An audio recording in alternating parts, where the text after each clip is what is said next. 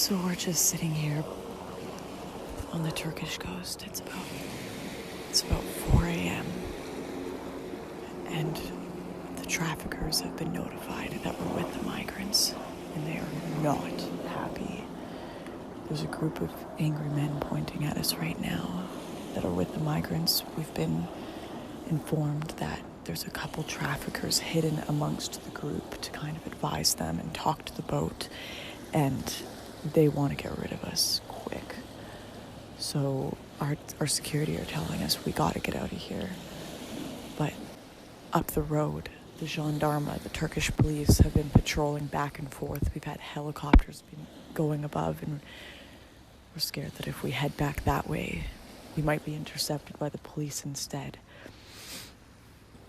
So we're dealing with human traffickers or Turkish police.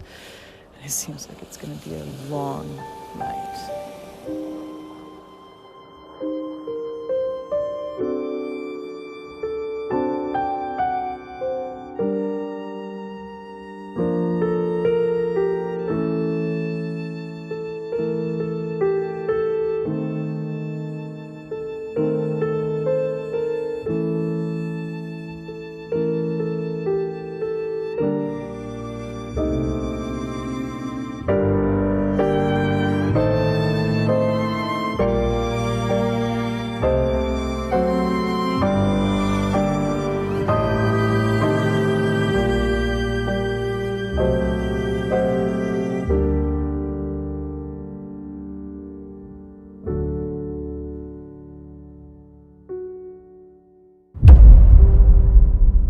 Europe is a continent in crisis.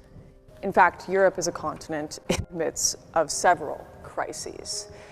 From questions about its conscience, its political ideas, its humanitarian responsibilities to the rest of the world, how or if at all it is going to enforce its borders, and the massive demographic changes that it is facing.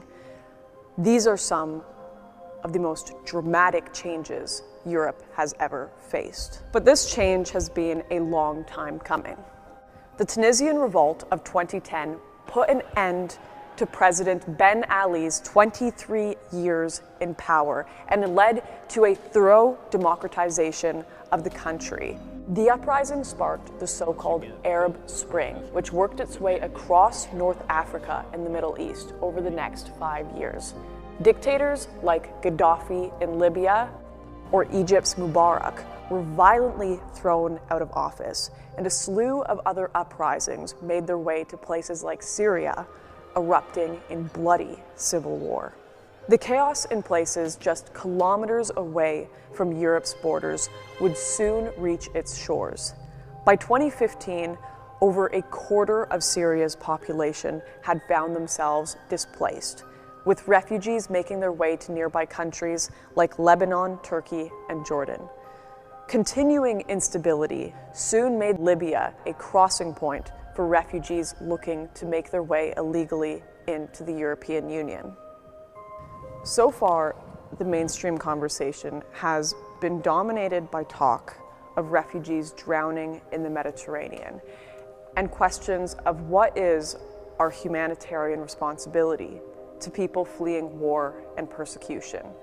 But alongside this, there has been a second conversation, one asking questions about the women who were raped en masse in Cologne, or of cultural compatibility and religious compatibility. Just how many people can Europe handle? There are so many opinions on this issue from all different political perspectives, but we really wanted to take a look at this without the lens of politics. Just how many people are coming into Europe? Where are they coming from? Who are they? And what has been Europe's response? How many of these people are economic migrants?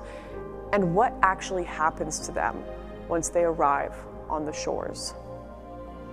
Turkey saw more than 60% of all Syrian refugee arrivals to their country, more than 3.5 million people. And at the height of the crisis in 2015, the pathway between Turkey and Greece saw more crossings than any other route into Europe. So we'll need to draw a line back from Europe all the way to Turkey and begin our journey there.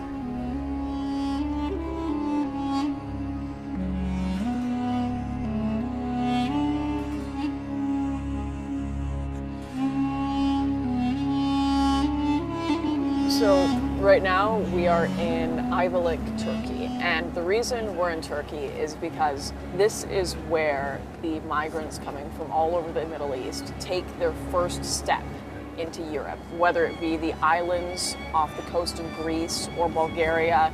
This is where it is all happening, where the traffickers are collecting the money and setting them off on the boats, sneaking them into trucks and across the border, where all of this begins.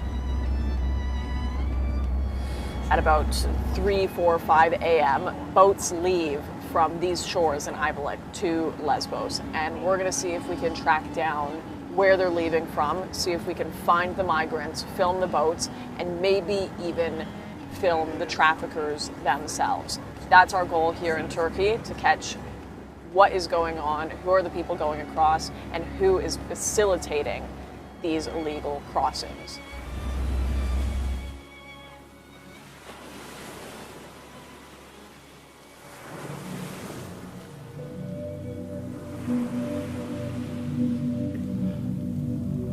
So we've just arrived. We've been doing a little bit of investigating, talking to locals, trying to find out where the traffickers are going, where they're taking off from, which routes the migrants take, and all of our investigation has led us to this spot here. It's a beach right across the water from Lesbos, Greece, and we've been told around up to hundreds of migrants come through this route every week at some points, and we thought maybe if we stay here at the times that come through around 4 or 5 a.m., we'd run across some and we could film them and even talk to them. Yeah, this must be one of the spots that they start. Got life jackets here. Some gloves. Got a tube.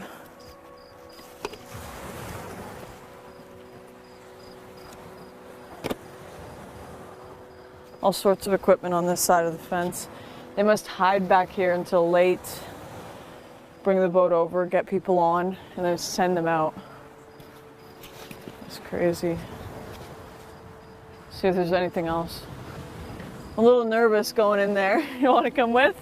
Blankets, sweaters.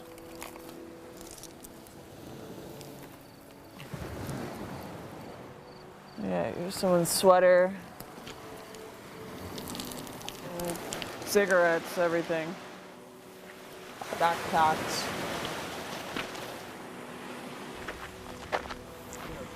We're gonna have to turn off these lights pretty quick here and be super quiet because we don't want to get discovered by the traffickers or the migrants and scare them off, because we want to see what it's like on the ground for these people coming into Europe.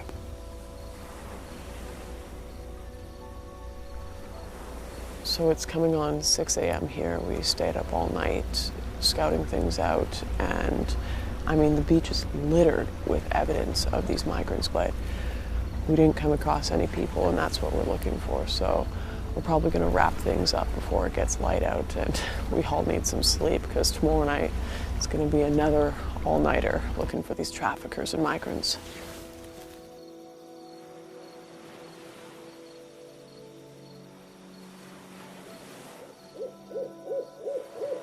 It's 2 a.m. I'm in a small little village in Turkey called Kuru Oba, right across the water from Greece, and I'm here to speak to an olive farmer.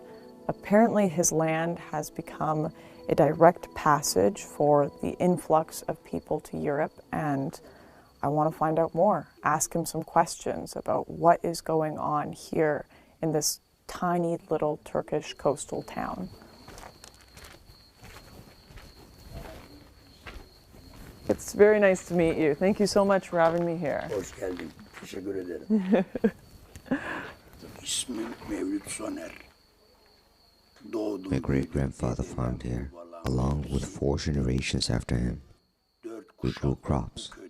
mainly olives. We tend animals, it's farming. It's what we do. The villagers here are busy every day. Everybody works. This is what the village life has always been like here. Before the crisis, the villagers would go to their fields alone to tend their crops. But not anymore. Women especially. They can't go out anywhere alone. Now, they have to be escorted, even on their own farms.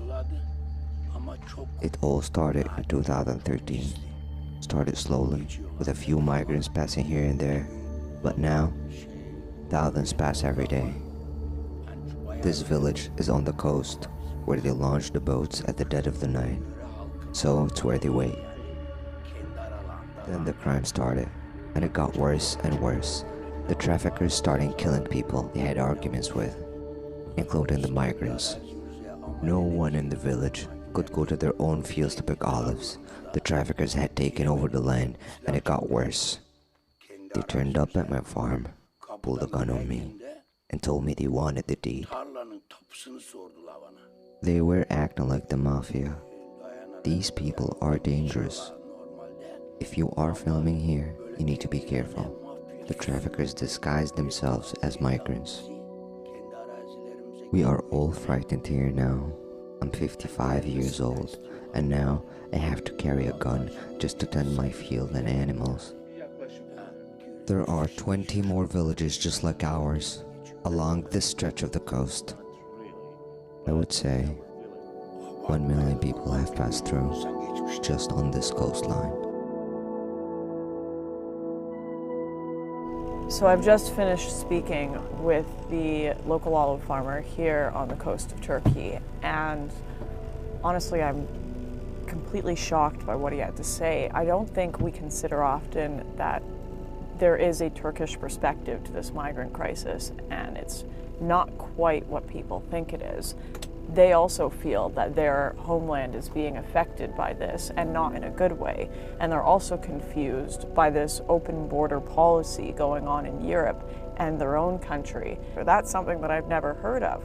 We kind of just get told that it's this racist European opinion that people can't come in and they can't assimilate, but the Turkish people also recognize that they have a different culture to different Middle Eastern countries as well, and there's a clash going on and a crisis going on here right at the beginning, right before these people come into Europe. So that was just fascinating. And this farmer told me that tonight there will be migrants almost certainly trying to cross the water over to Greece. So right now we're trying to be really quiet. We are hiding down a little road. It's one of the paths that the migrants and traffickers usually take to get to the water at about 4 or 5 a.m. and then take their little boats to Greece. So, yeah, I'm gonna lay low and hope that we run into some migrants so we can ask them about their journey.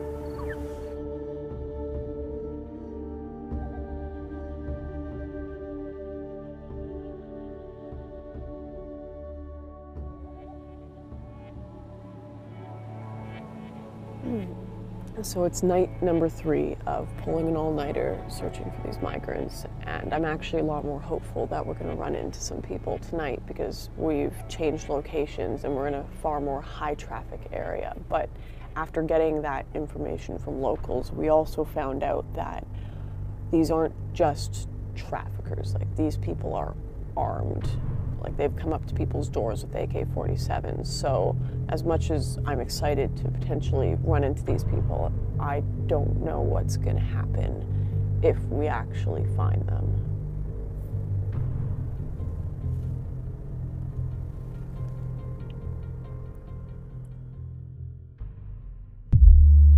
Are the doors locked? Oh my God. Come across.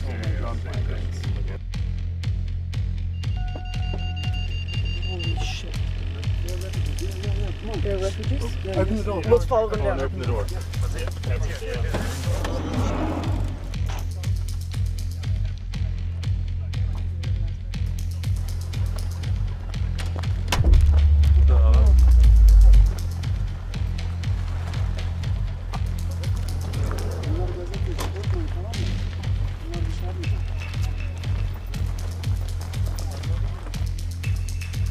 guy in charge is not with them. He just gave them a pathway, told them keep walking and I'll show up with the boat.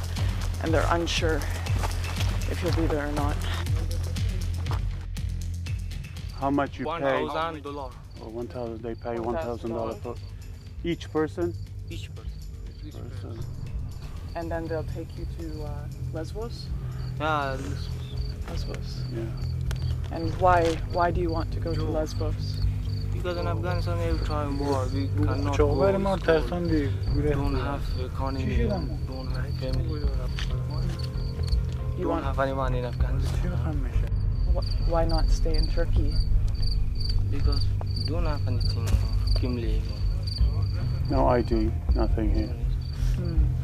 Not my family in Turkish. I don't have anyone in Turkish.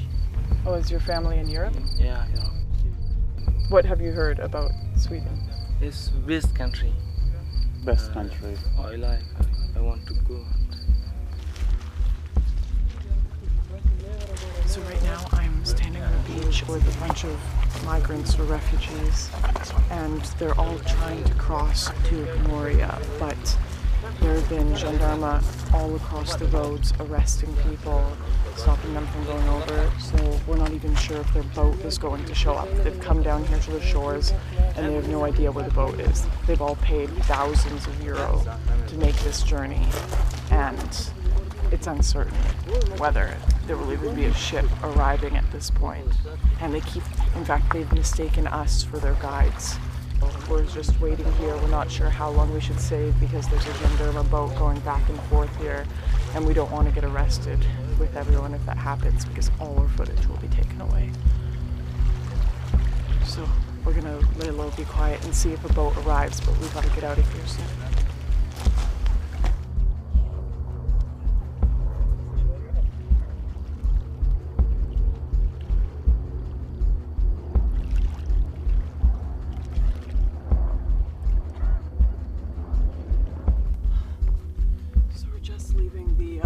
The pickup spot because we don't think there's a boat coming today.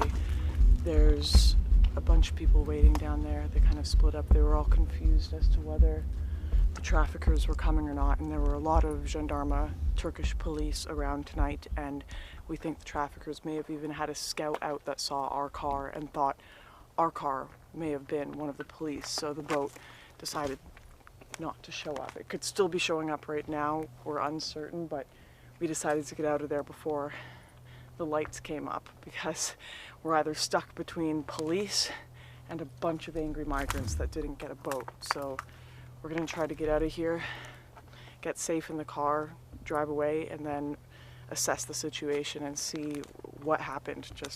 We do not want to get arrested today, and we don't want migrants angry because their traffickers didn't show up.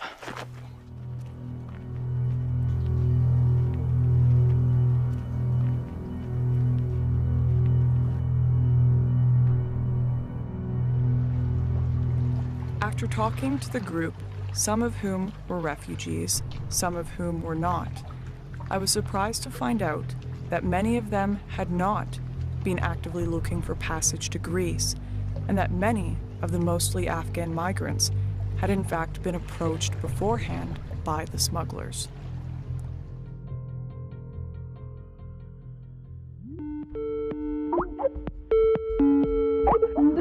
Hey, I haven't heard from you in like a week. We were getting a little worried there. Are you guys okay in Morocco? What's going on? We've managed to get ourselves an interview, a frontline interview with one of the guys who actually traffics people, so places them in a boat, puts them on a boat to Spain. It's been pretty hard to get the interview, but he's agreed to do a video interview for us. There's a couple of issues here in Morocco, though. I'm sure you're aware, but filming is really restrictive legally here. It's pretty crazy. There's checkpoints everywhere. So bring the bare essentials that you can to get this done. Break the cameras down. There is some real ramifications if we do get caught. There has been journalists jailed here, and I need to jump on this quickly the next couple of days.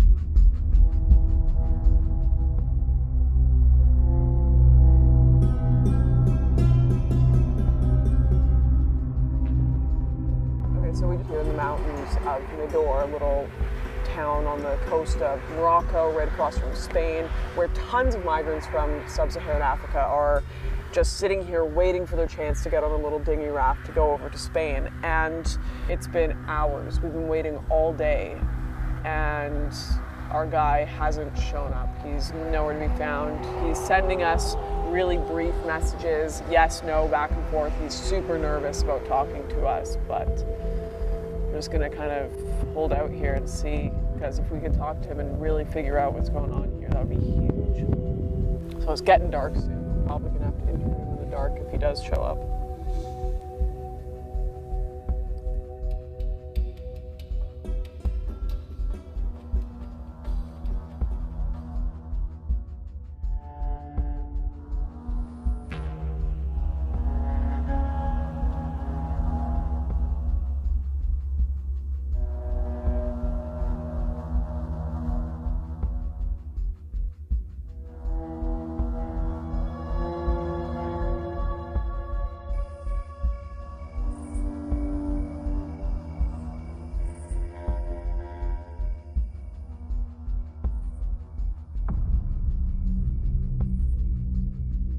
My name is, I'm a Senegalese, I'm 20 years old.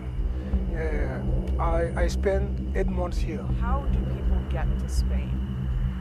People have to spend a lot of money here. They have to spend 2,000 euros. Wow, from Tangier. But it's not guaranteed. When you enter in Spain, you are lucky. When you don't enter, you are lost the money. You try again to have another money to go. So you can pay more for a guarantee?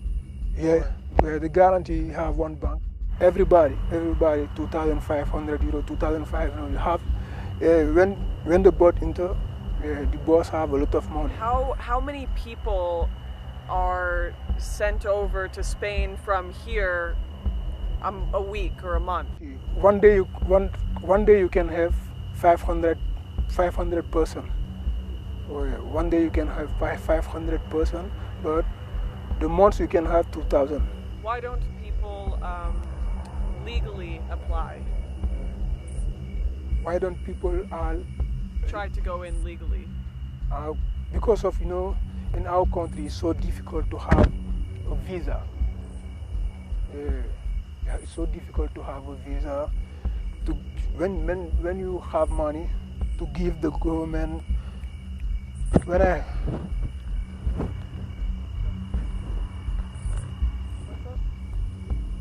it okay?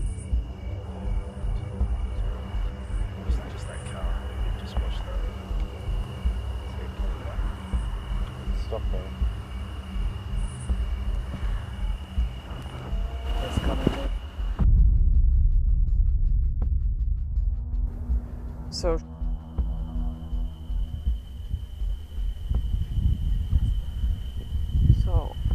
our guy is just one off.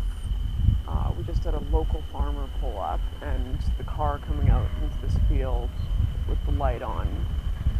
Thought it was a sting operation, I guess. They're so worried that we're working with the cops. We're trying to set them up. We're trying to get them arrested, and he just sprinted into the woods. And he's got a lav mic. He's gone. There's a good chance he's not going to come back. He's going to think that this is all a setup. We're going to lose and burn all of our contacts in this area. So he actually came back, which was awesome, and he brought the lav. So it looks like we haven't totally burned our contacts there. It's all business. I mean, we're not talking about refugees here. Refugees can't afford to pay these 2,000, 3,000, 4,000 euros to get over to Spain. People who are dirt poor trying to escape their country. These kids who are living on the street just starving to death in sub-Saharan Africa. They're not the ones getting on these boats. They can't afford that. We're not talking about the poorest of the poor. The people who actually desperately need to come to Europe, they're never going to get to set foot there. They're never going to get to come over. They can't afford these prices. That's what's so freaking sad about it. It doesn't seem like any of this, until you get, I guess, until you get to the last leg of the journey where you've got these NGO boats, none of this is for humanitarian aid. And I mean, you've got tons of Canadians, tons of Americans, tons of Europeans donating millions of dollars for these NGOs to go into the water and save these people because they think they're Syrian refugees. They think they're poor people escaping corrupt governments that are oppressing them. And all it is they're just the last leg in a giant human trafficking operation, making these people in Morocco millions and millions and millions of dollars. And the people they're helping are not who they think they are. It's really sad. It's really, really freaking sad. It's easy to underestimate the scale of the operation in Morocco. But when you add up the figures, it becomes clear that these numbers add up to more than 100,000 euros per boat and millions of euros every week. One route that is particularly interesting are these two Spanish enclaves nestled on the coast of Morocco, Ceuta and Melilla. Every day, thousands of legal workers make their way back and forth across what is becoming known as Europe's most fortified borders.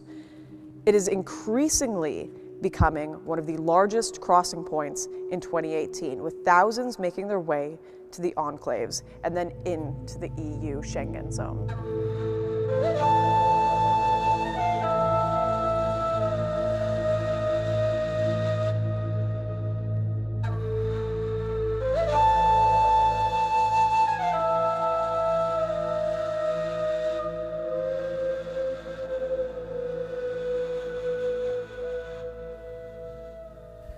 So right now I'm standing in a small little Spanish enclave on the tip of Morocco called Melilla. And right across this border is Morocco. And in recent months, this has become a new hub for illegal migration, with people desperately trying to get over this fence into Spain so they can make their way through Europe. And we're about to head to the other side of this fence to go and investigate just how they do it. Just kilometers away from the fence, we trekked into the mountains to investigate some of the locations migrants were setting up camps in preparation to make the crossing. Yeah, I was here since 2017. Yeah, I decided to leave Gambia to go to foreign, so that I can be having more professional to be professional in football. Amen. Yeah, that's why I live in Gambia. Do you have any guess of how many people in total are here today? Oh, in other places I can say 200 people. You can find 200 people in one camp. In one camp? Yeah. And there's camps scattered everywhere? Yeah. And have you tried to go before? Sure, I have tried. I have tried a lot of times.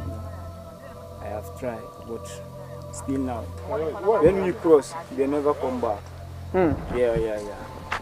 Any boat that cross to Spain never come back. Yeah. If they see us with their passport, they will deport them. Oh, they destroy them, so rip out the pages. And you were saying you want to go to London, yes? So, that's my favorite country I want. While in the camp, we met the leader of the group, whose job it was to take the money, find food for the migrants, and was the link between those hoping to storm the border and the head of the smuggling syndicate in Morocco. This is a place people wait before they cross the fence, to get to Ceuta, which is European soil. It's where everyone wants to go. Once you land, you never come back. Our men here leave their wives at home and wait here to cross. One day they hope to bring their wives. I'm doing this because I know the system here better than anyone, and I want to help these people cross. It's their right. Their lives here are no good.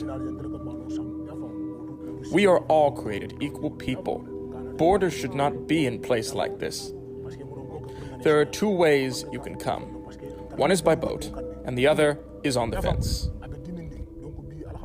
Here, we jump the fence. Once every month, we all pick a date. Then we all get together, and any weapons we can, and storm the fence.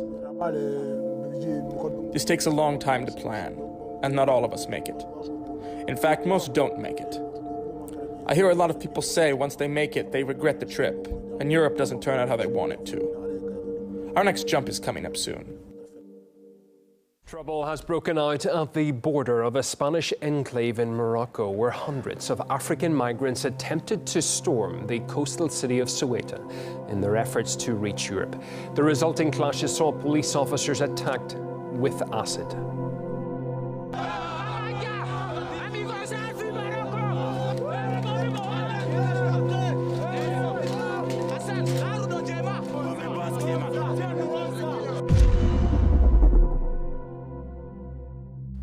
So we need to talk about Moria. It's one of the single issues in this crisis to receive almost more attention than anything. It's this small little refugee camp about a 15-minute drive inland on the Greek island of Lesbos.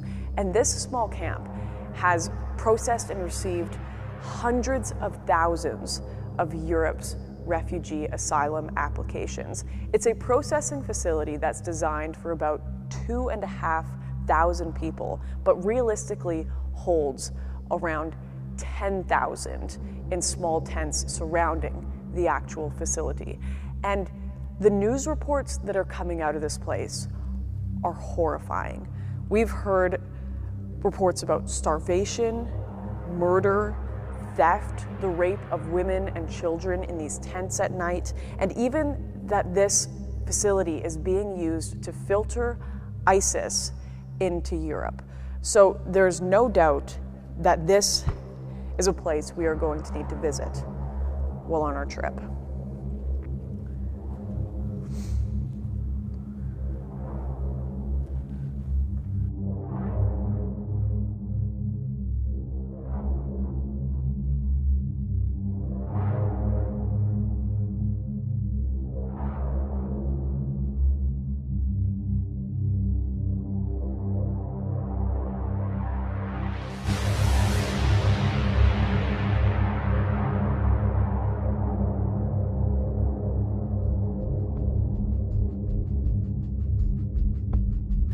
The camp is completely full. Oh, inside is completely full. How many people? Here on all the Moria, just I think nearly 11,000 people. 11,000. Wow. Yeah, they was present. How many people come per day? It depends. Some days come 300 people, some days 100, something else. 50. No security from beginning from here. No security from there to there. Nothing. Is it quite dangerous? Quite dangerous. Not security. Sometimes they become fighting between the refugees. That's not security. Moria, no good. No good. Moria, no good. No, Greece, no good. We cannot compare between Moria and Yemen. You know, there is war and there is also here problems and no safe here. This place is not safe. We escaped from our country because there is no safe, and we came here no safe also. So no difference. No difference. Is it dangerous here? Yeah. What's dangerous about it? Fight. Lots of fighting? Do you regret leaving Afghanistan? Yeah. Yeah? Yeah. You wish you stayed in Iraq? I wish I stayed in Iraq. Do you wish you stayed home? Yeah, why not? Did it cost you a lot to come here? 1,200 euro. 1,200 euro to come here from Turkey? Yeah. For me, 500. Some people maybe 1,000. 1,000 euro? It's a business. I think it's a business. The camp is a business? Yes. But they are paying for a smuggler. They are passing the borders.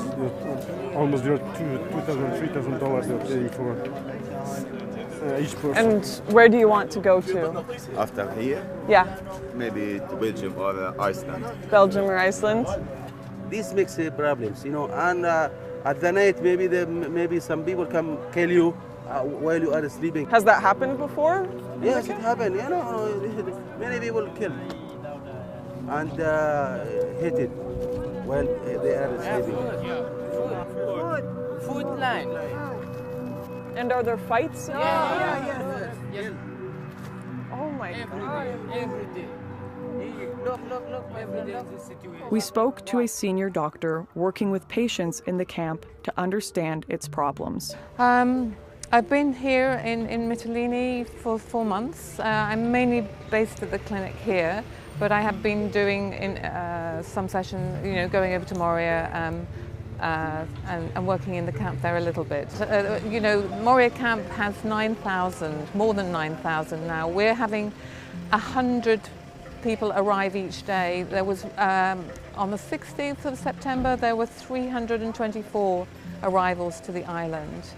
So there are small movements off the island, but actually that's only, it's not decongesting. There are so many people in a camp that was originally designed for 3,100. So we need to get people who already, have been identified as being vulnerable. They need to be moved off the island to the mainland, and so they can be looked after, there. Thank you so much. It's fantastic. It's a crazy situation. Yeah. It's tough. We spoke to a few people. Oh, I wish I could go home now. I regret coming. It's difficult to say. I mean, at the clinic here we see largely single men. I mean, a lot of the people that we've spoken to are showing us like stab wounds and stuff like that, and it's just... Yeah. I think you put 8,000 people into a place and then, you are putting some ethnic groups together, but it's just the context. You put 8,000 people together and they don't know how long they're going to be there, they don't have any hope, you're going to get violence. Of course you're going to get violence. I guess 8,000 people kind of at the end of I'm sorry, but it's just a recipe for disaster. While Doctors Without Borders were working to help many of the migrants suffering in the camp, several residents made some alarming allegations about Greek government doctors working inside Moria. How do they get you to Athens with the bribe? How does it work?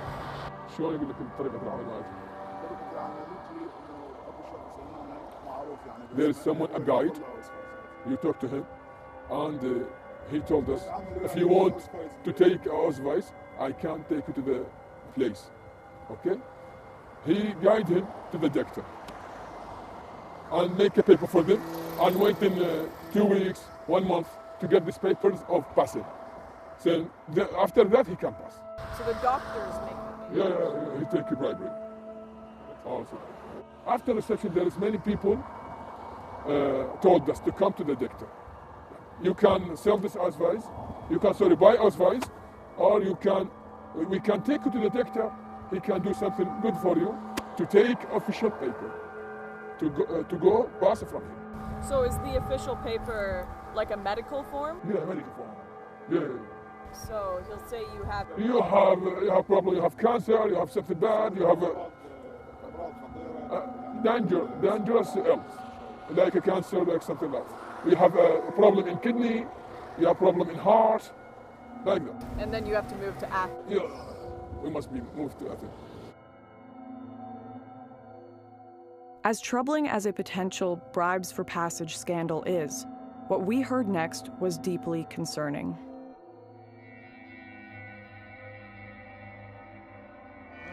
When he gets a fight, he gets stabbed in his back. 5 times, won't kill me. اشرح لنا الكنزه يا كاظم. هاي يسموها 111 كيلو 3 شفرات يطبقوها سوي. ضربوا على راسه. Fight every camera problem. We must put a camera. Wait, if you want to protect people, put a camera at least. Big problem here, no give me medicine. To distinguish the criminal. I want to speak just you. Distinguish the criminal. Okay, how do you know it's ISIS? You can come to me and my tent. How do you know it's ISIS? Maybe 1,000, 2,000. You mean ISIS? We will come to your tent and you can tell us. You said you know ISIS is operating in this camp. يقول لك يشتغلون هنا الموجودين هنا طالبين لجوء يعني جاي هنا يطلب لجوء حالة كعائلة. Asking for refugee. Why? They are here. Because لأن مهزوم من سوريا. Because they are defeated in their countries. So they are looking for refugees. They're looking for a safe place. They are here. They can rape, they can kill, they can steal. They have monster face. كلهم مسلحين عندهم. They have knives. And they are causing violence in the camp. Something bad, weapon. not weapon, like a knife, something like a razors. كل مشكلة إنه نحاول نبلغ البوليس. أنا قبل فترة ضربوني سكينة براسي هنا سكينتي. Before a time البوليس بلغتهم يقول لي قوم. He got hit in his head. Eh? يقول لي قوم اللاك. البوليس. He said, police tell him قوم اللاك. Go bitch. They do not care about our life. Okay? And they don't care that there are radicals in this camp. Radicals, yeah. We told them to put a camera. We told them many times to put a camera at least to protect ourselves. Okay, we thank them. Okay, but we need a protection at least. Protection. We appreciate what they do. Food, okay, they are providing food, but we need the very important thing is the protection. Protection. And drugs everywhere. Drugs everywhere. This is dangerous. This is a virus. Must be defeated. There are, you say, something like 11,000 people here. How many would you say are ISIS or criminals? Many of them. His life is not safe here. أنا هسه ما أريد من الحكومة اليونانية ولو أدري الحكومة اليونانية هي تساعد على الإرهاب وهي تمول الإرهاب داخل الموارد. How do you stay safe? We are got to protect us. You just hope you cross your fingers? Got to protect us. We do not escape from anyone. If the government put a camera everywhere, they will discover everything. They will find out everything. Just a camera. معنيين يعني يقدرون يساعدونا احنا مو كل ما تجي الصحافة نحكي والفيديو ما راح يطلع ما راح يظهر. Many of you came here, didn't send the message completely. حياتي معرضة للخطر. من دخلت من شهر الواحد لليوم انه انا حياتي ما فد يوم انه نمت نومه مرتاح. He is atheist. He doesn't believe in any religion. His life under danger. Because you're atheist? Yeah. As he says. Is majority of the camp religious? Yeah, majority is the Islamic. But he's scared from the ISIS. He's scared from the radical fanatic people. ISIS. لا اخذ شغل خيمه تفتر عليها من الداخل ومن الخارج كلها مشققه يعني من كثر ما دخلوا هنا Many people attacked him and using a knife against him. Because he's atheist? يقول لك شنو السبب؟ لانه انا ملحد. لا, because he is atheist, as he says. And if you are, do other atheists or Christians get attacked in the camp? مو بس الاثيست حتى المسيح. also Christian? also Christian بعد الجيو. الأقليات لا minority? الإيزيدية الأكراد. إيزيدية أكراد؟ إيش بيهم؟ الأكراد هم يعني أكو تقريبا 4 أكراد انقتلوا هنا. موجود أكو فيديو. يقول 4 people from the Kurdish have been killed. The Kurdish people? Kurdish, as he said.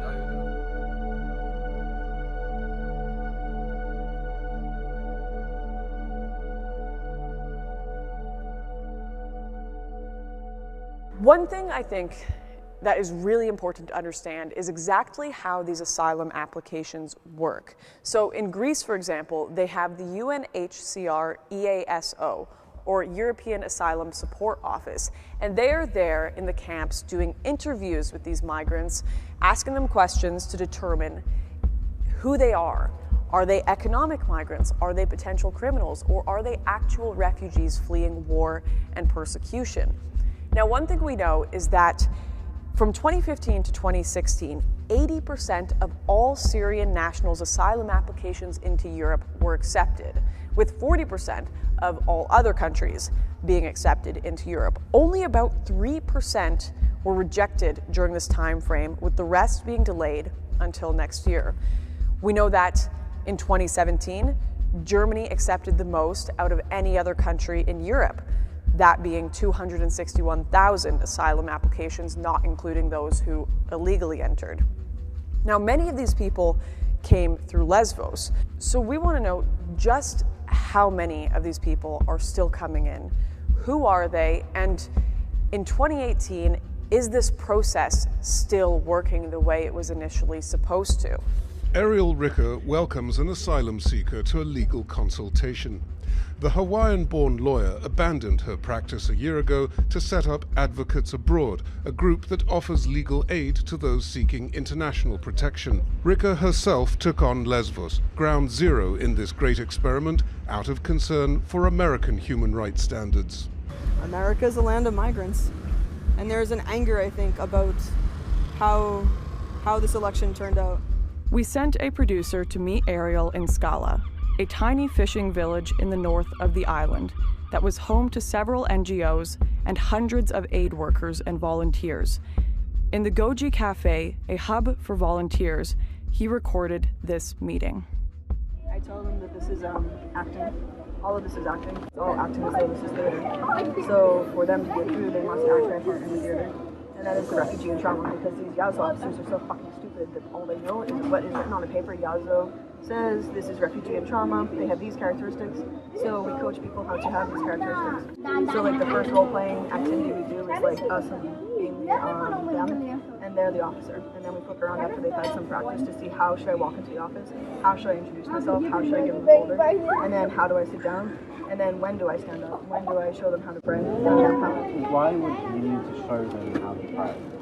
Well, because it's a good way to show honesty. It's done in other places too, like not good places, to see if you're truly what you say you are. You can't show how you pray. Like if you're actually Christian. Oh, so if you're saying that you're like fleeing persecution, you should probably know how to be, praying that way. They also ask like, what's your favorite holiday? So like some people just say like Christmas, but like we explain you can't just say this because this is not a sufficient answer. You have to say, and you have to say it in a certain way, just like December 25th, which is Christmas, which is the birthday of our Lord and Savior. There's a formula we came up with, which is ironic because I suck at formulas, but it's like significant event, date, and location. So the way you answer all those questions is the same way. In December 2017 in Izmir, Turkey, I was threatened for being a Christian because my boss and his friends jumped me when I was leaving my church. This is the Bible they tried to tear up. This is the crucifix I was wearing that they tried to tear. And they made me feel unsafe as a Christian in Turkey. But boom, because you have all the elements in there. Like our narrative timeline format has a fill in the blank section at this point. And then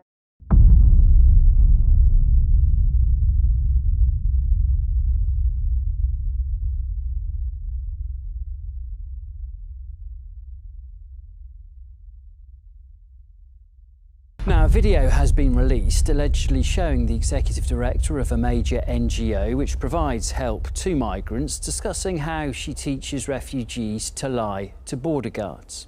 Well, this video that's been doing the rounds online is part of a larger investigation project. The clip allegedly shows Ariel Ricker, who's the executive director of the legal aid NGO Advocates Abroad. In this video clip, she seems to be telling the undercover crew who were filming her against her knowledge that she coaches refugees and migrants on how they should speak to border police. They've also since deleted their online social media presence. Their Twitter account has gone and their Facebook account has gone as well. These recordings highlight the worrying attitudes of NGOs towards the very idea of borders. In the car on the way to another part of the island, Ariel confirmed not just the existence of smugglers inside Europe, but revealed the level of support for their actions among volunteers and aid workers. Smugglers, actually, there's various classes of smugglers in my mind. There's angels. They're very rare, but they're two hero angels that I love. They're the jet ski heroes. And like this is, I don't know what they're actually called. I don't know their real names or who they are. But they both have been arrested, like on and off. Like the jet ski hero of Izmir was just arrested actually here in Lesbos the other day. So his deal is basically he doesn't charge except for what the petrol costs to get from Turkey to here with on a jet ski. Wow. And he takes them on his own jet ski personally, and he drives them from Izmir to here and drops them off. And then he skirts off into the night with his little jet ski. Oh, I love him so much. And he's done it like thousands of times, and so he's taken thousands and thousands of people.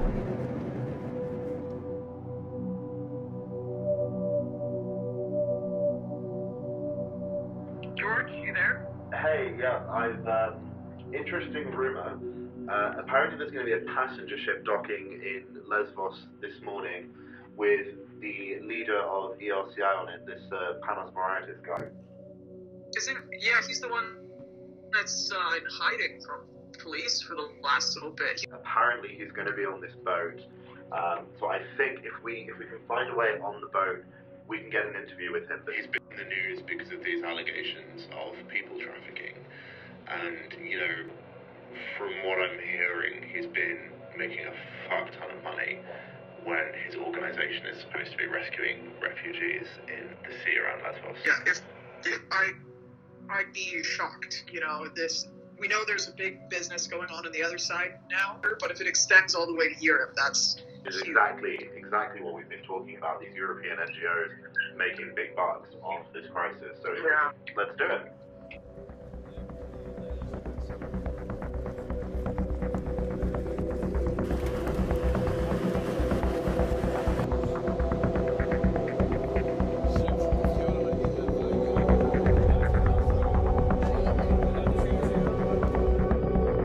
Could you just briefly tell me what the charges are?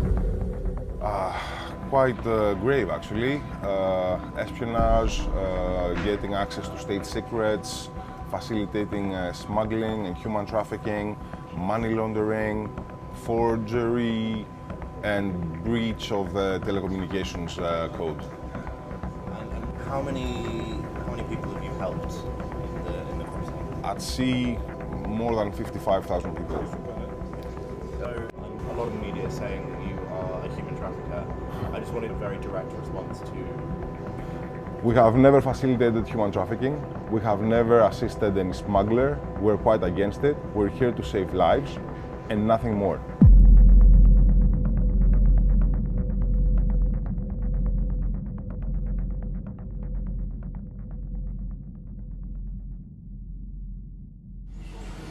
They said that we were actually money laundering unknown sums of money. And the press in Greece said like 500 million. And in reality it was 500,000 euro, which if you engage with NGOs, you know it's a small amount of money actually, for 3 years. Wow. But we were laundering it. So I've just gone back to watch some of the footage, the interview we did with Panos, the head of ERCI, and I'm listening to the undercover recording we have now. Panos denied all of these allegations to the police and publicly.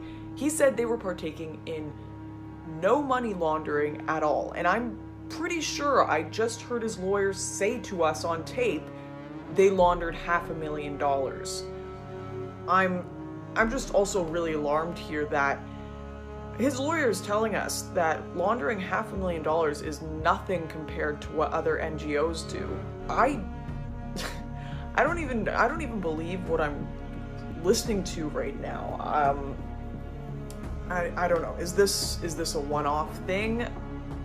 We have a lot more investigating to do on this island, that's for sure.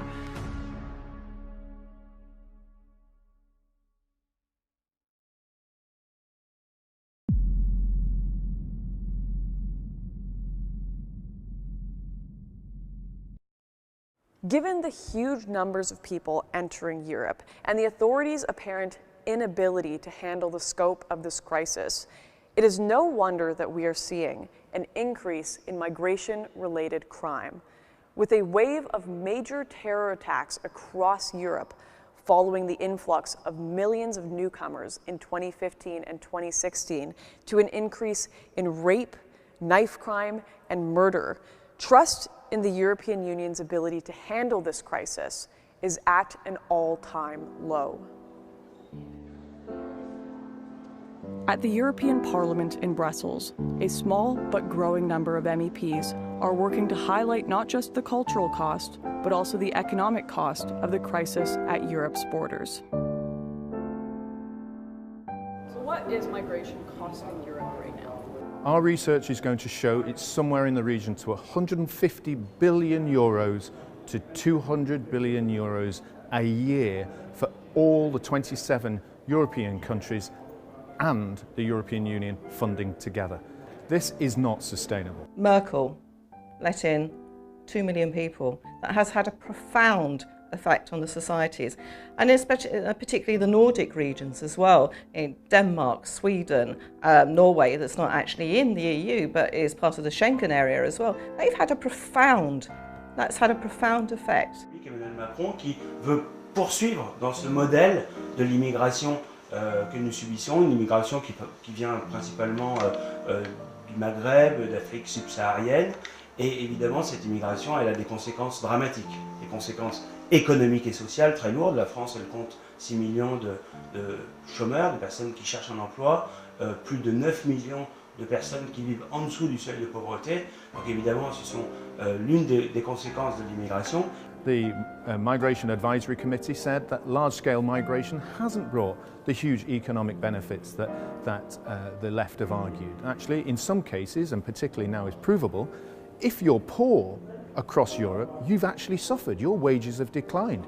You've become more cramped, more dense in the housing. It's been more difficult to try and get into social services. Those have been accepted facts now. And then there's billions spent on communications, a migrant compact. It's just billions and billions and billions wasted, where actually we could just be centering on the answers, which is our answers, which the voters want, is that we stop the migration coming and the fast tracking of the migrants that are already here, and then to stop more coming. And it is by bilateral negotiation and not by the EU. The EU doesn't have the solution, they are the problem. Of course the NGOs are aiding and abetting, because the NGOs are ideologically opposed to us as well, and ideologically they're wedded to the fact that there should be a borderless Europe and there should be a borderless world, and so therefore they are aiding them. You're seeing segregation in Swedish cities. You're already beginning to see segregation in German cities. It's well recognised that if you have large-scale migration rather than drip-feed migration that fits into the economic needs that we have, you'll get segregation, separation, and also people starting to look at each other in a very negative way. This is not the future for countries in Europe. In some of Europe's often overlooked outlying countries, militia groups have taken it upon themselves to bolster Europe's professional border security, often patrolling the deep forests at the continent's far-flung borders.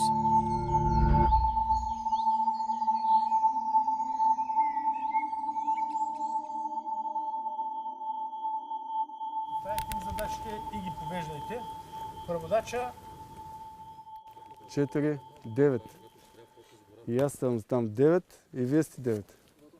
Осмици и се разделят по 2 четворки да проверявате директно. Всеки си гледа района.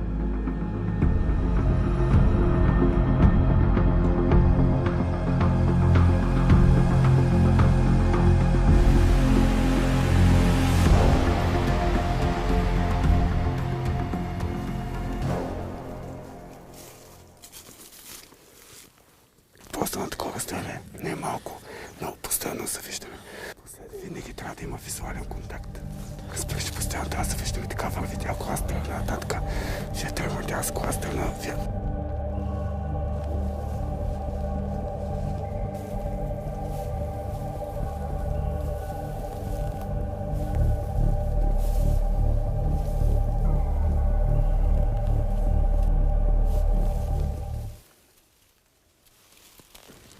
Значи, щом ние сме тук, да се пусиме тук надолу, да видим от тирето нагоре.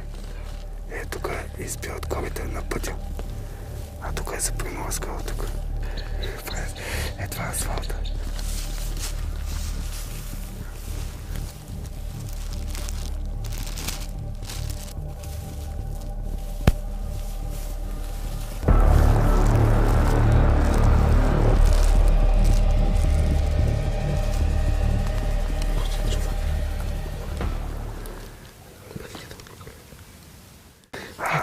Там е опасно. Виж, тук са, да спечатка са. Опасно. Своя ти казвам, че не варя. Сержант, чуваш ли ме?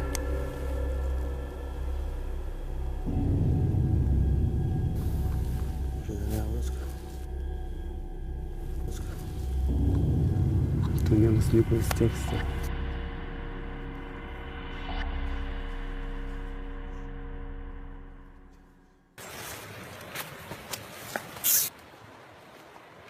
Турки! Обратно!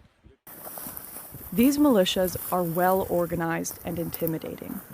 With mixed support from local and national authorities, many of the men carry only airsoft weapons, but to migrants detained in foreign territory, the effect is just as powerful. Аз самия съм професионален военен, professional military. Завършил съм военно училище. От много години съм извън армията, не се занимавам с това, ветеран съм от армията. Занимавам се с осигуряване на комплексна безопасност навсякъде по света, охрана и разследвания. Complex Security Services and Global Investigation. My private work, business. Но заедно с тези хора, които също са хора преминали през армията, някои от тях не са. Те са граждани, учители, историци, лекари, професори, които в момента ги обучаваме заедно с нас. Ни идват при нас, тренираме ги, обучаваме ги и те се включват също да защитават южната граница на Европа. Само за 9 месеца, които са минали, не 11, за 11 месеца, които са минали до днеска, всъщност началото на годината до днес, те са 10 месеца, сме върнали 96 хиляди. 96 хиляди. Като ние не връщаме тези, които отиват на КПП-то и официално искат да подават молба да бъдат приети. Ние връщаме само тези, които преминават нелегално през границата. Защо? Защото това, че те преминават нелегално, не отиват да се регистрират, означава, че това са терористи, криминални престъпници и бойци на ISIS fighters. The height of this movement of people was back in 2015 and 2016. So Europe has had over 2 years to watch the dust begin to settle. Where are these people now? What are they doing? Did they get the lives that they dreamed of, that they were promised? Are they just glad to be safe? What about those who came for work? Did they ever find what they were looking for? I want to know whether all of this chaos and confusion was ever worth it.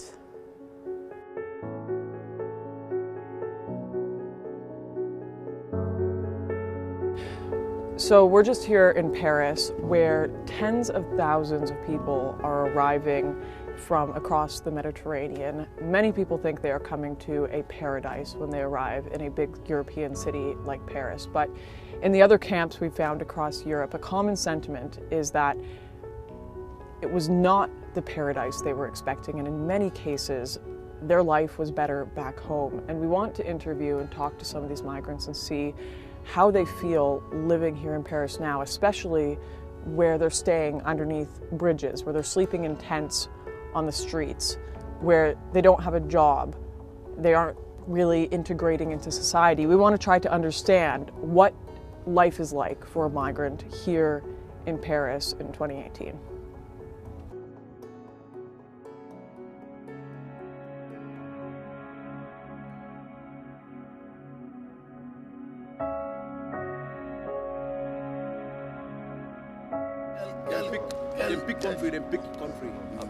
Okay.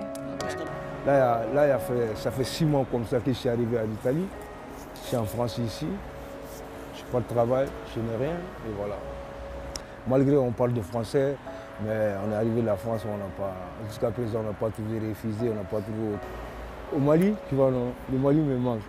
Surtout le parcours que j'ai fait, je viens sur la mer, tu vois. Non. Donc je sais que je prends ma vie à risque de venir à la mer, tu vois. Non. Et à ce temps que j'étais au Mali, je n'ai jamais pensé Europe comme ça, surtout la France, tu vois. Non.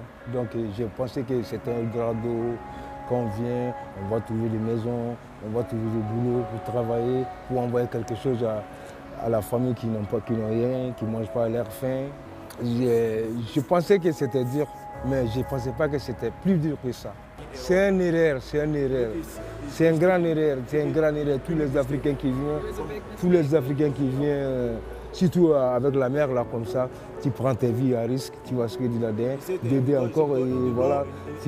Tu viens en Europe aussi, tu peux faire 7 ans, tu n'as pas de boulot, tu n'as pas de travail, tu n'as pas de papier. Tu vois, et voilà quoi, c'est une grande erreur. Unable to claim asylum, unable to go home, migrants and refugees alike have found themselves stuck between a rock and a hard place. The truth is, nobody wins in this situation. But what about other countries? What happens when a refugee is granted asylum or a migrant is accepted by the state?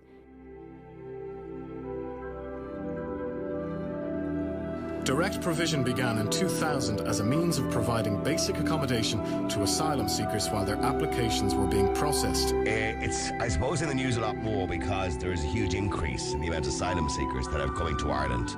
As well as that one centre, 500 asylum seekers are also living in hotels and B&Bs around the country, and thousands more are living in other integration centres around the country. And this is the Grand Hotel in Wicklow.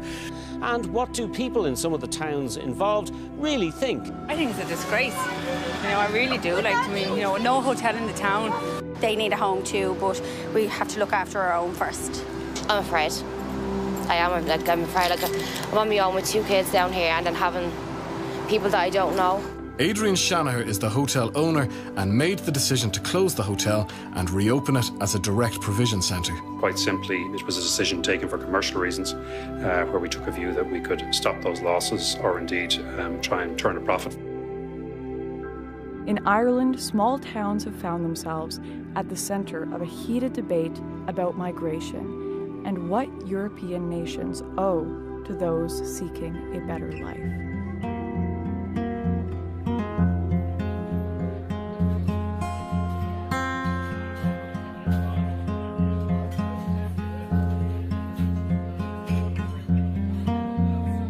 We're kind of a forgotten town at the minute. For a county town, it's probably, other than a bit of crack and a few points, there's nothing much in the place. It was misrepresented to the people of the town, and that a lot of the migrants who are living in it are not, they're economic migrants rather than genuine people who are oppressed or something of that nature.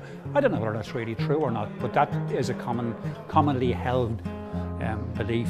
It wasn't a great thing to happen to the town, purely because we have no hotel, but it's not the right place for these people. They should be in lovely housing, apartments where they can do their own cooking, cater for themselves, and just mind themselves. That's all they want to do. Well, I suppose it's your hometown. You don't really want to, you just want to see people having fun, having crack and a bit of laugh, but we don't have choice, and this is up to the councillors and all that. They're our voice, but it just seemed to go unnoticed. And for a hotel to go into town, I don't understand it. Initially, everybody got a fright. There's no doubt about it. We got a fright. There was absolutely no notice, and all of a sudden the hotel's gone, and we have 100 single men moving in. No doubt about it that there's a generally held belief in the town that we're not being looked after properly. We weren't told, and it was absolutely disgraceful, but the county council here don't start me on it. They're a law unto themselves, and I have to be very careful what I say because they could sue me. It just seems to go, it goes from bad to worse.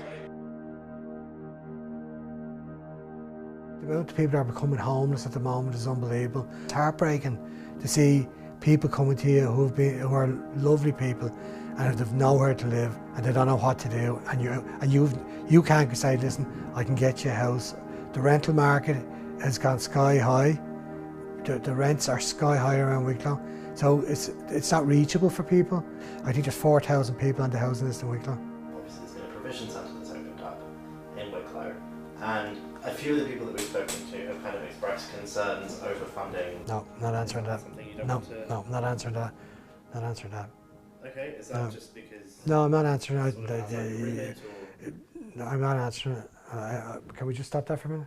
Yeah, of course. I'm an investigative journalist based in Dublin, and most of my work has been around investigating corruption within the institutions of the state in Ireland. In the past, I would have written quite a lot on the fate of refugees, and I'm talking about genuine refugees, and to the point that I actually won a national campaigning award for my work on the rights of asylum seekers. So I have been very much I suppose, on side with the plight, of course, what journalists wouldn't be, of real refugees leaving war zones. Because we now have a serious housing crisis in Ireland, and we've had it effectively since the crash in 2008. We never had homelessness per se, at least as far as I can remember. I grew up in the 70s and 80s when we had a brutal recession, but I never remember people sleeping on our streets. And in the last few years, we've got this now in Ireland, and it's shocking and devastating to see people in a first world, very wealthy country being reduced to living in tents, etc. So then when you start to study the statistics, you see that 1 in 3 social housing units is going to a non-national. And then you start to look more closely and you see that a lot of our resources in terms of healthcare and education are also being used by people who are coming here at a time when we are not able to look after our own people properly. And to me, when I looked at the figures, I have a background I studied economics in university, and when I looked at the figures, I said, hang on a minute, what are we doing inviting the world and its mother into Ireland when we cannot look after our own people?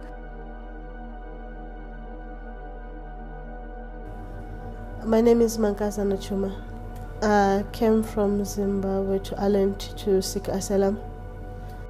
I left Zimbabwe because of the political situation and because my life was in danger with the police, so I had to leave the country. We were protesting with the other members against our former president, Gabriel Mugabe, and they thought it was unlawful that we do that. My life was in danger, as well as my son's life was in danger. And it got to an extent whereby my son even got sexually abused when he was 2.5 years old. So that's when I decided I had to do something. At first I didn't know where I was going. I just, what I knew was that I had to leave the country, and I paid a Nigerian guy. I can't remember the exact figure, but it was a lot of money. I had to pay him to do my passport, which was a fake one, though it's not mine. And he bought my ticket as well, and he gave me the ticket and gave me instructions as to what to do exactly. I went to South Africa, and when I got to South Africa, I got an agent. That agent helped me to come here, and he only said we were going to Europe, but he didn't say where in Europe. He also gave me instructions that I must tear the documents because they're not my documents originally, and he also told me that if I arrived here with those documents I could be arrested because this again is the law. So I tore the documents and I flushed them in the toilet. Why was your life in danger? Because I had a friend that was a lesbian, and she was my best friend, and we had like some pictures together as a friend, though she was known that she was a lesbian, so they assumed I was the partner. And so there were people that were looking for her, and that's why they came to me asking about her, and I told them I wasn't her partner, so that's where the whole thing started. And on the sexual abuse, they said it was their way of correcting me doing what they did to my son. Most of the people have been welcoming here in Wicklow, but there is some people that are still not yet opening their arms for us. But we hope at the end things will be better with them. They would understand us. I'm grateful because my son got all the help that he needed. He got to see doctors, psychologists, and if you could give a message to the people of Wicklow, what would you say? Well, I would say they have really nothing to worry about when it comes to us, because we are harmless, and we hope that maybe with time they'll get to accept us. I feel very nervous, yes, because the owners of the land, they're struggling with housing, and what more of a person like me, a foreigner, that's coming into their place, you know. And when I look at it, sometimes I feel like it's not fair that I've got accommodation and some of them, they're living in the streets, you know. You know, not having like more foreigners in your country or asylum seekers like ours, I think, and them will be thinking maybe we'll be getting their jobs in the future, or with the housing thing going on now, the crisis, so it's going to be kind of difficult for them to accept foreigners coming over to their place. There are some difficulties, there are some welcoming hands as well, so because I don't blame them, that's exactly whatever we can do. Even me and my country, if I see someone who is a foreign, it's not going to be easy for me to accept them. So I don't really blame people who don't accept us, but I respect them for that. You can't have open borders when you can't look after your own people. I've spent a lot of time travelling around Ireland in the last few months, talking to communities very rural communities that feel very threatened. And of course, it's rural Ireland. Rural Ireland is the heart of Ireland, because our cities have become so multicultural that they don't even feel Irish anymore. You go into a shop or a hotel and the chances are you will not be served by an Irish person. So rural Ireland is where you get the real Ireland still. So people are very frightened. If you speak out in any way, shape or form against migration in this country, you are immediately called a racist, a fascist, a neo-Nazi. It's disgusting. But this is all being done because there's big money behind mass immigration into Ireland, as there is across Europe. This is all about money, because these people don't care about the migrants who come here and end up homeless. So it's terrifying for rural Ireland, terrifying. And they see their towns and villages changing utterly. They see mosques going up. They see, you know, things that to them are just completely alien, and they feel under attack, and they have every reason to.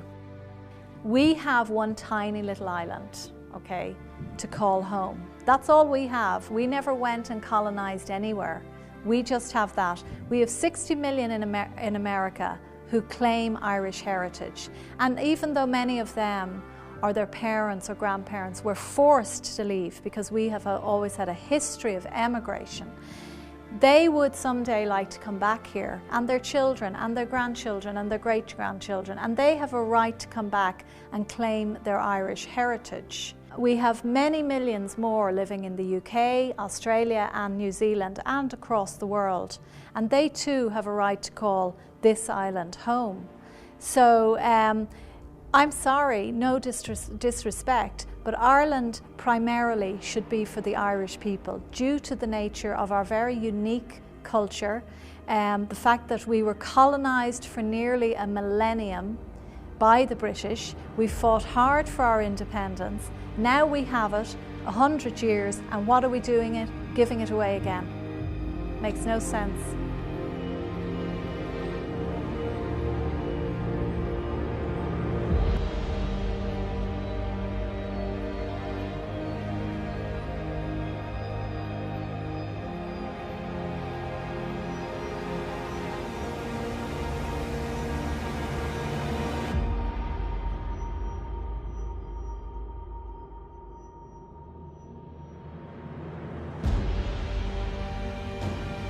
C'est une erreur, c'est une erreur. C'est une grande erreur.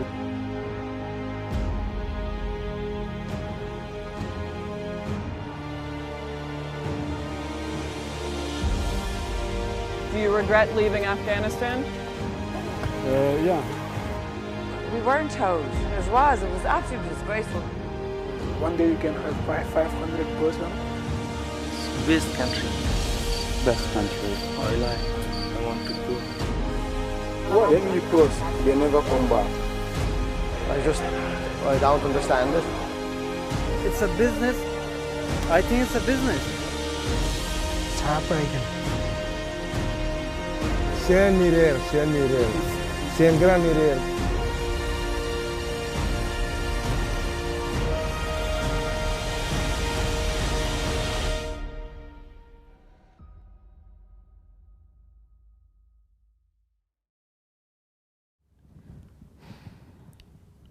Going into this, I thought I had some understanding of the migration crisis.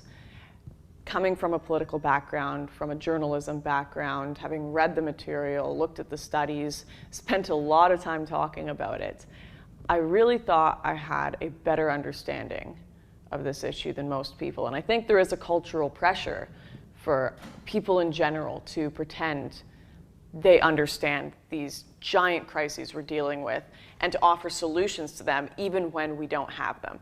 And I can tell you right now, being on the ground for 4 months, meeting these people, being in the middle of these shipments, these NGO operations, the camps, all I have discovered is this is all so much more gray than I ever could have imagined. Are these people invaders? Are they intent on destroying the Western world? No.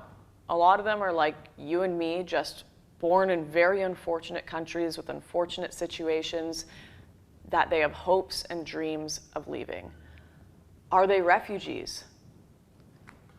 I can't sit here and lie to you and pretend that they were. A lot of the people I met, I think the majority from countries that weren't in war, people that had enough money to be able to buy a ticket to get on these boats, who had sold houses that they owned in their home country, who had businesses in their home country.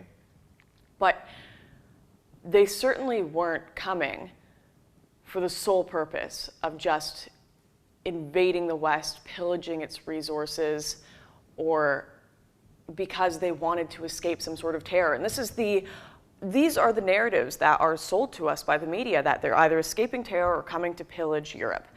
The truth is, they have been sold a lie. Human traffickers, the media, how they portray Europe to these people is it is a paradise.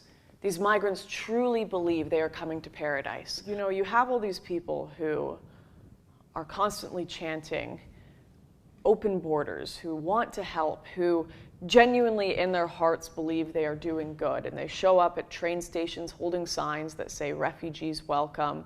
They knit them blankets, they bring them baskets of food, and they just think that bringing these people in is the most humanitarian and beautiful thing that you can do for both Europe and these migrants. But where are they when the cold French winter sets in?